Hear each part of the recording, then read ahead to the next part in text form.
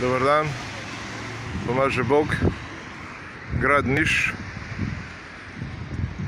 najstariji grad na svetu, u južnoj Srbiji, reka Nišova, Niška tvrđava. U jednoj od naših emisija na kanalima društvene mreže, u video spotu, rekli smo da je Niška tvrđava najstarija na svetu i da ćemo mi sad o tome pružiti dokaze.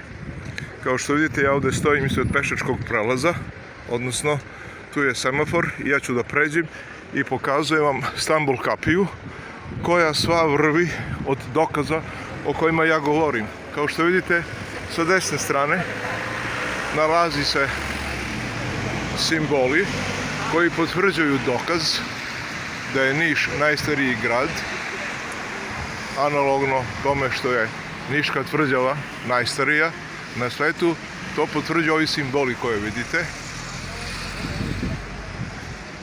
Mogu samo da vam kažem da su iz vremena Sumera. Znači, ovo je pismo njihovo.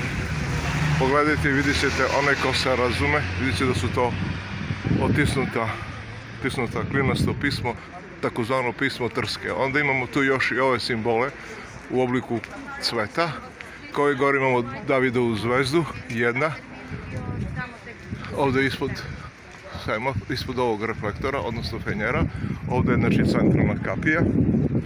Ja moram da malo vodim računa da me ne bi neko vozilo potkačilo. Vidite ovdje, poštovani gledaoci, evo sa desne strane, u sredini i sa leve strane i ovdje ispod nalaze se simboli iz doba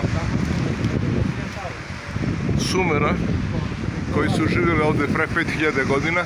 Ovo što vidite na sredini, tablu, takozvanu građevinsku, umetnutu, falsifikovanu, to je u stvari iz vremena kada su ovdje muslimani, odnosno islamisti ili Osmanlije, kako ih zovu Turci, boravili. Međutim, svi ostali originalno utisnuti simboli jesu simboli iz vremena Sumera.